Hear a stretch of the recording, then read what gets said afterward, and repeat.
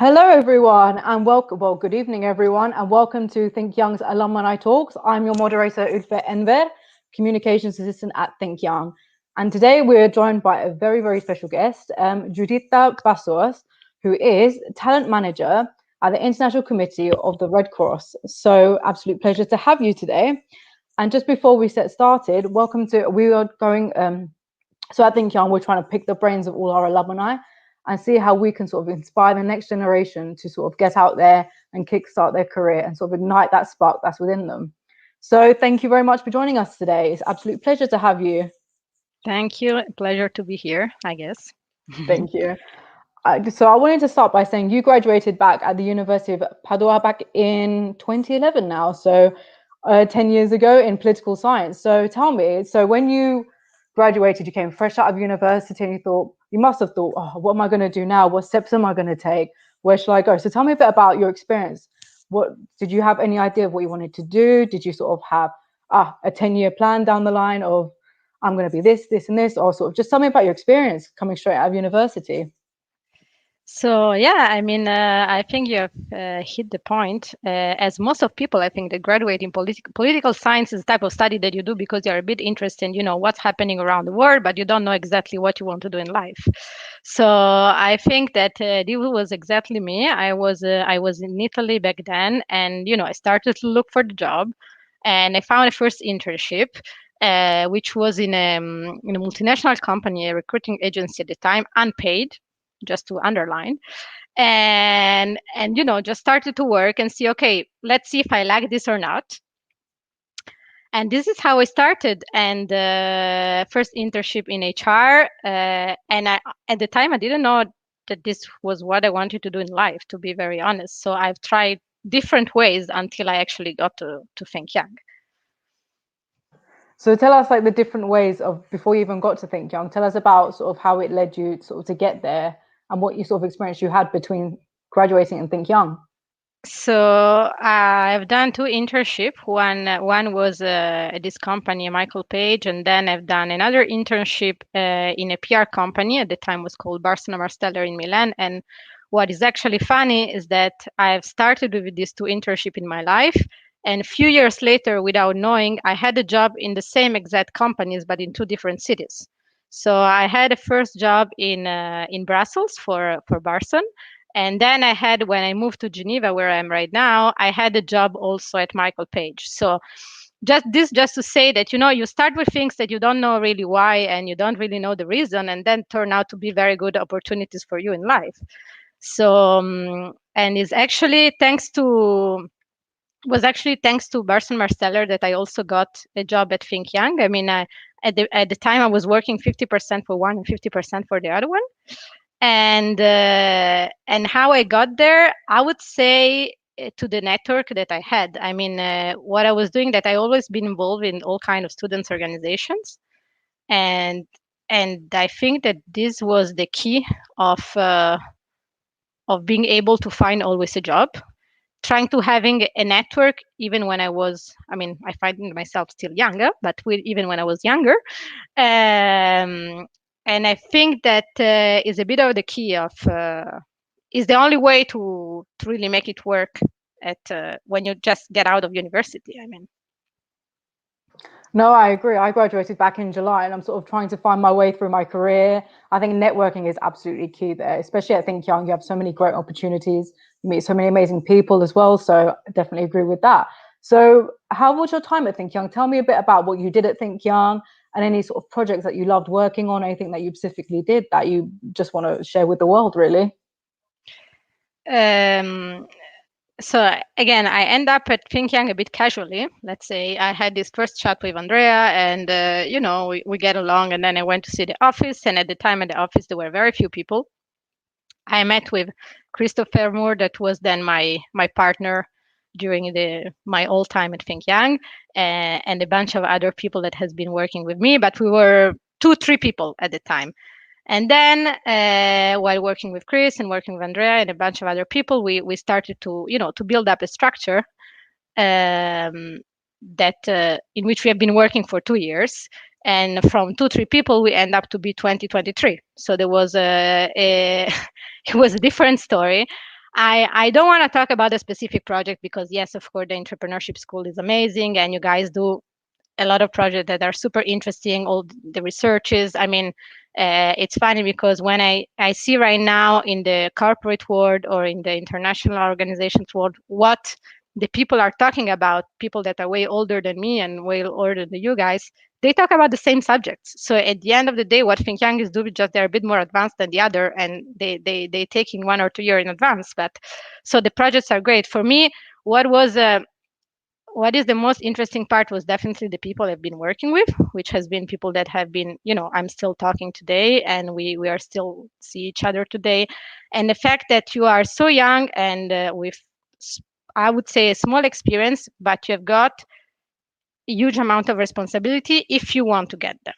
So what happened to me is that, yes, I had this small experience in HR. So I started to do that and I started to do interviews and to recruit people. And at the end of the day, I end up overviewing an office with 20 people that were in it, in which I was reporting to Andrea what was happening on a daily basis. And with my partner, Chris, in which we're drinking beer and trying to discuss the potential structures. So, and it was 2 amazing years. So, yeah. No, I have to ask you, what was like your most memorable experience or favorite sort of thing that you've done so far? Like, what's the most memorable thing that comes to your mind when you say, I say to you, you're 2 years at ThinkYoung? Uh, Honestly, hard to say. Maybe this is not the funniest one. I mean, the funniest one was definitely the galas and all evenings that we organized for entrepreneurship schools that were great. But I don't want to talk about this much because we are in COVID times, and I know you guys didn't have the same experience, and I'm sorry for that. Hopefully soon. But I remember when we started to organize the entrepreneurship school in Hong Kong, and we didn't had at the beginning a team in Hong Kong. So we started to do it ourselves. And we were getting up at 5 o'clock in the morning to do calls to convince people to come to the school. And when I think about this and I say to myself, people were motivated to come to the office, getting a croissant and do calls one after the other one to have people that are coming to the school in Hong Kong. This was completely crazy. But people were doing it and were doing it happy because there was kind of, atmosphere in the office in which I don't want to say that we were a big family because it's a job. It's not, it stays still a job, but people were motivated to wake up at 5 o'clock in the morning and, to find a way to make this work. And I was at the time I was not impressed, but today when I think about this, I'm actually very impressed. So this is once, and then of course you have this amazing opportunity in terms of networking and doing session at the parliament, doing session at the commission, and meeting all these kind of people which you would not have access to if you were not working for ThinkYoung.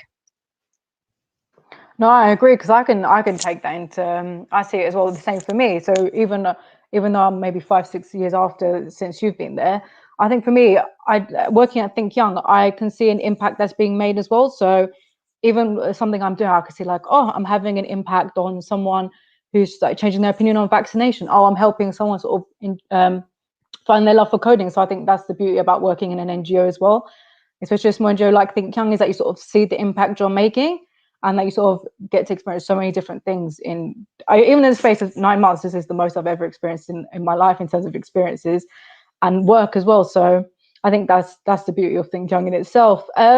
So what's like one thing you sort of took away from Think Young that you carry on with you to even your job today? Maybe it's a skill you learn or a characteristic you developed or something that you've taken with you to this day. That you don't try, you don't get it.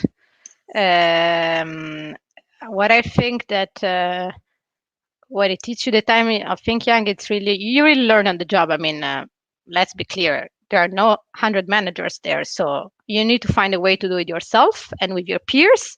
And yes, of course, you have 1 or 2 people that management that overview, but you need to be creative and innovative, and you need to try. You need to approach people, and maybe it works, maybe it doesn't, but you can't be afraid of it. And I think that this it helped me all over in the sense that when you apply for a job, well, go for it. Contact the person on LinkedIn if you believe you are the right skills. I mean, of course, we need to do it in a polite way, in a respectful way, and make sure that it makes sense.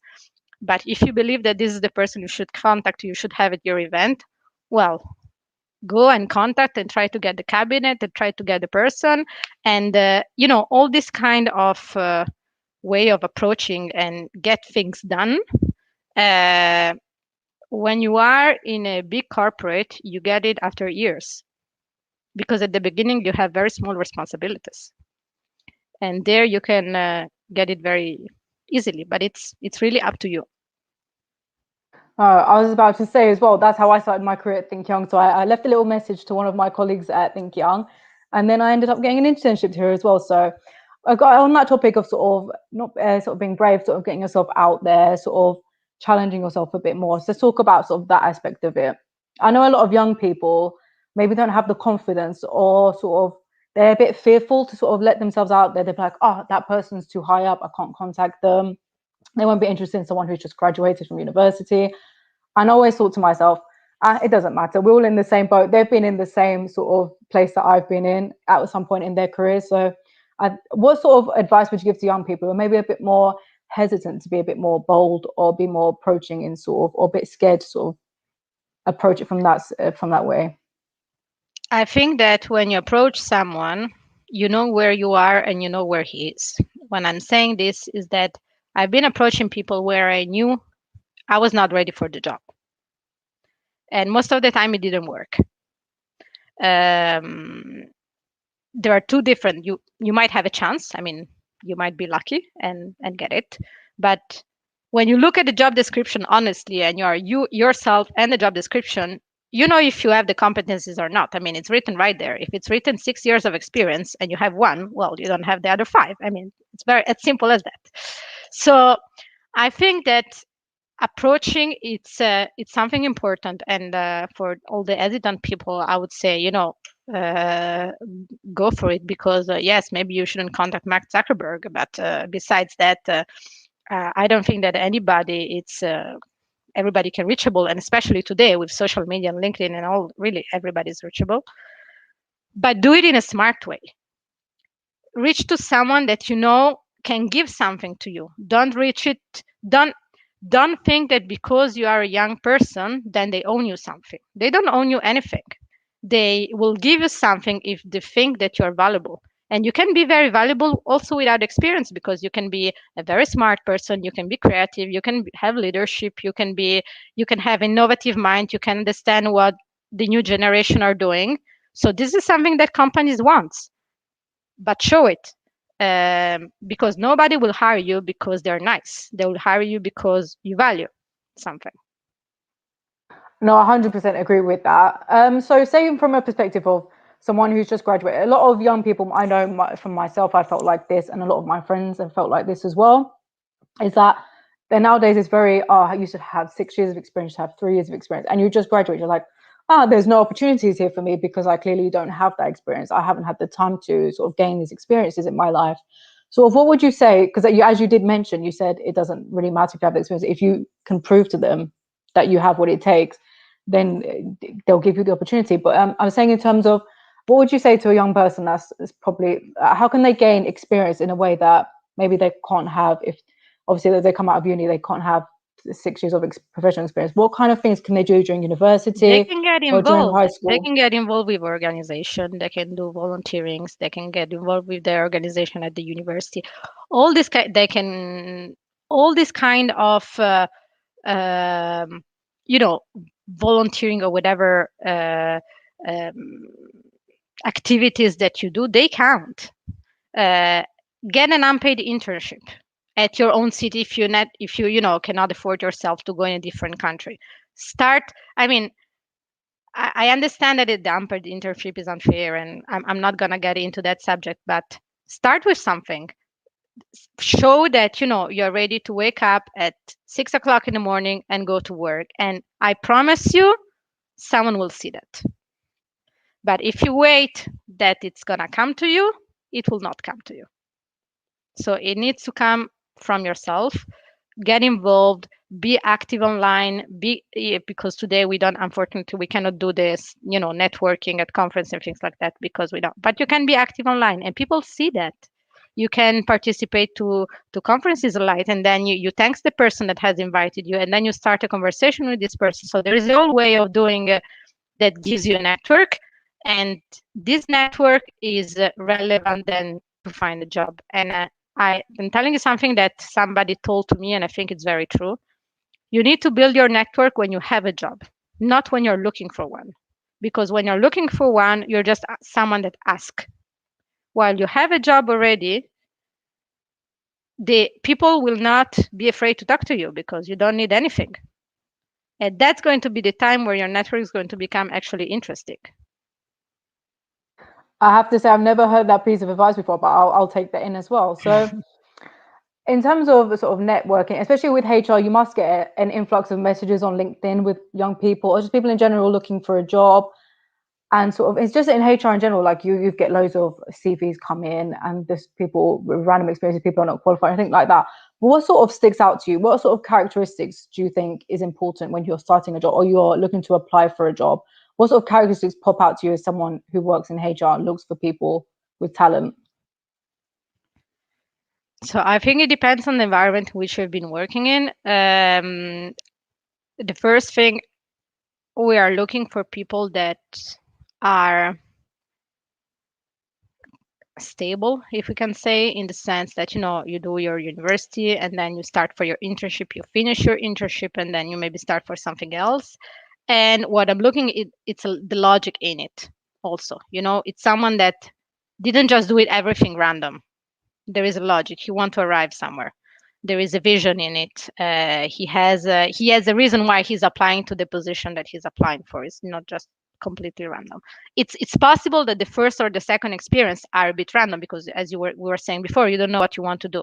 But at a certain point, there must be this logic. The second thing is the potential that the person can have. So the languages, the international experience that he had, as I was saying, if he was involved in some activities, this for me, it's key. I mean, it's very important. Usually people that has been doing volunteering and things like that before are people that are used to give and are used to, for example, not to count the hours. So they are going to work hard until they actually, finished, and they will want to do it well. So it's a mindset that it's behind. So what I think that organizations are looking today are people that, of course, they want to evolve and they want to stay in the organization, but also what they can bring is the mindset. So somebody that is, can show that it's hard worker, and that um, that comes with a disruptive mind, and can propose you something, and then propose you something that makes sense. In interviews, you have more and more business cases. You have questions that are about the way in which you think, because the competent, of course, we are looking for competencies. We're looking for operational people, but especially when you hire interns, the competencies you're going to teach them afterward. I mean, besides, if you are a doctor, or there are very few type of job that we cannot learn. I mean, you need to study for it. Otherwise, all the rest we can all learn it. I mean, it's just a question of putting yourself there and wanting to do it.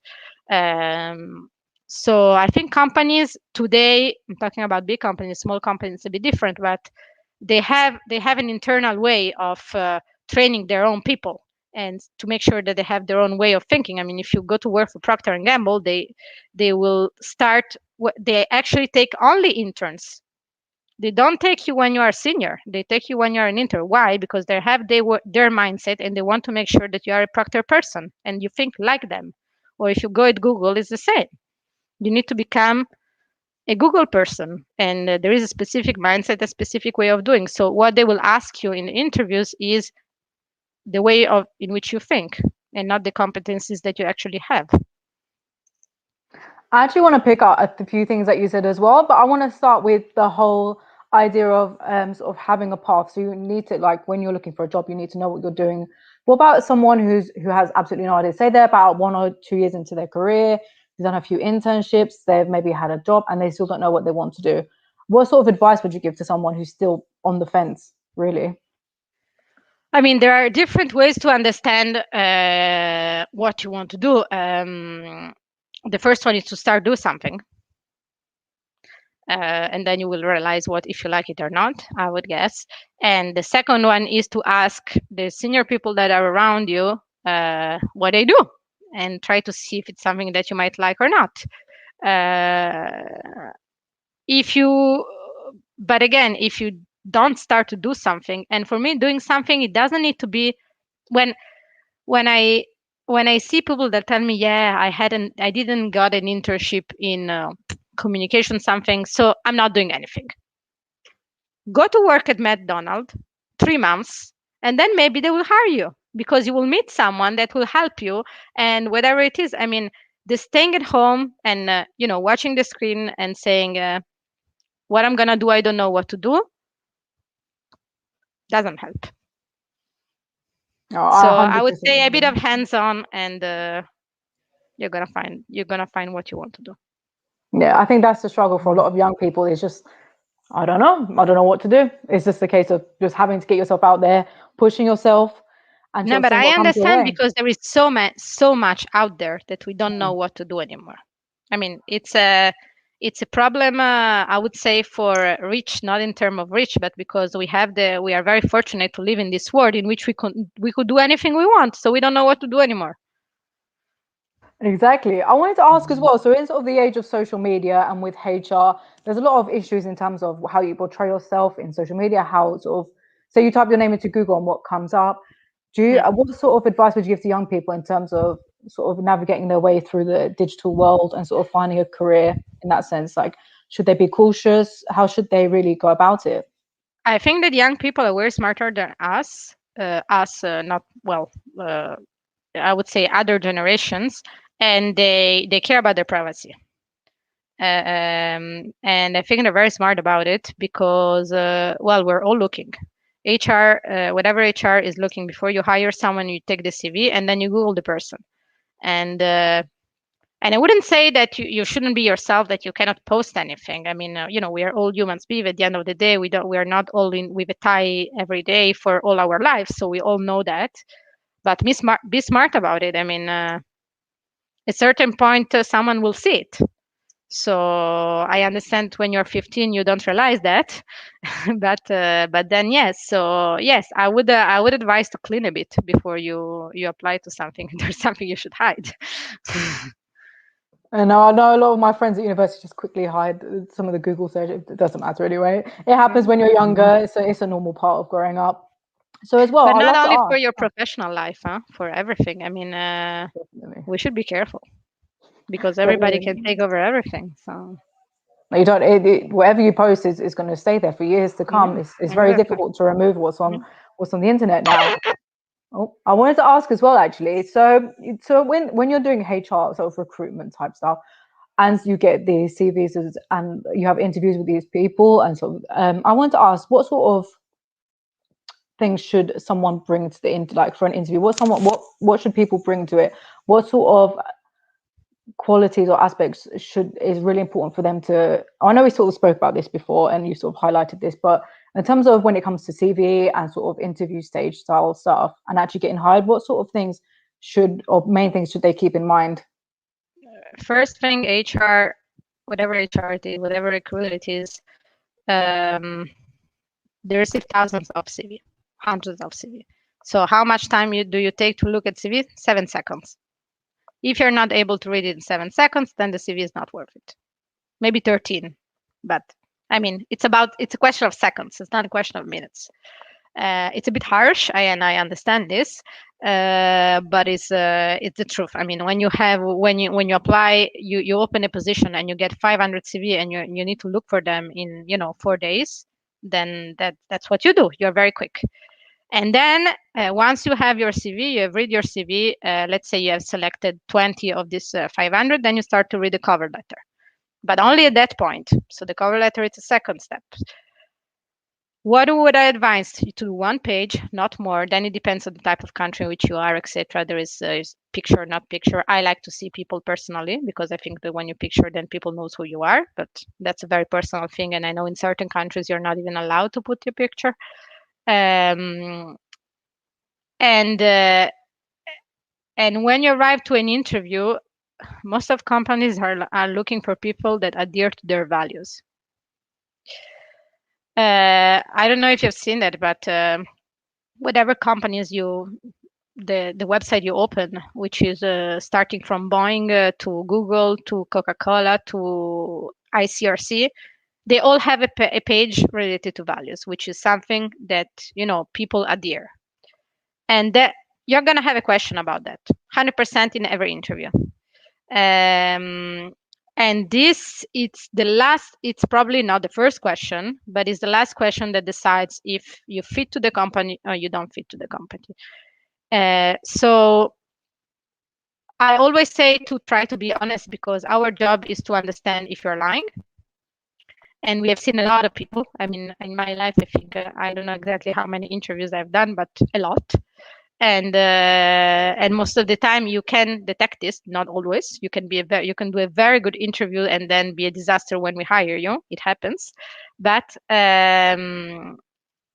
why you should be honest? Because even if you pass the interview and you get a job, if it's not something that you will like, then you will not be good yourself in this job. So I always advise to people, be honest, be open, be structured, of course. But when you get to the interview, if you see that the company is not fitting with you, then I don't know if it's really worth it, because you will start your job and then 3 months later, you're going to be at the same position, at the same place. So I don't know if it's really worth it. No, it's a very interesting take. Thank you for that. I just wanted to quickly ask before we finish up. I want to talk a bit more about the EU and how the EU sort of focuses on youth and inspiring young people, sort of sparking that ignition in young people. Sort of in terms of the EU, are they? Do you think, especially maybe on more the EU level than the national level, do you think they're doing enough to support young people in the beginning of their careers, or giving them the right starting point? Really. I think ThinkYoung saw it very early about when they launched the first skills mismatch. So no, of course they are not supporting enough, and I think that right now there is a huge crisis related to education, especially after COVID. And I don't want to take only about young people. I mean, we can talk about kids. It was a year of disaster for people that were in schools, and what the European Union is doing today to repair this, I don't really know. I don't think much, and there is a huge job loss. And what the European Union is doing about this, yeah, well, they're giving money to countries, but let's see how they're going to use this money. So, so I mean, we all know that is not enough, and yes, they should appoint someone that's this is the only thing that he does. He makes sure that people have the right skills and the right education to have a job today, because the skills are changing, what is needed is changing, and the type of education that we have in school stayed the same of 20 years ago. So how the two things can go together, don't really know. Hopefully things improve from here on out. I want to actually ask you, so say you were the president of the European Commission for the day. What's one thing that you would change in terms of young people and their careers? What's one thing that what change would you implement that would make a positive difference? Some countries already do it, but I would make sure that everybody that goes to universities has 1 year of obligatory internship, or at least 5 months. Or I really do think that um, we have people that are super academics, and then they arrive the first day of their internship and they don't know how to open a computer. I mean, we need to be a bit more practical. So everybody should have a working experience before they get out from their bachelor or masters or whatever they do. No, I agree. Internships can be a great way to sort of kickstart and sort of put you straight into the deep end, but in a good sense. I just wanted to ask you. So you come out. So if you were to tell your younger self, so you've just graduated uni, if you could catch Giuditta, who's just come out of the University of Padua, and say, well, what one thing would you tell her to sort of guide her through her career? What's one thing that you would just tell her in general? What piece of advice would you give her?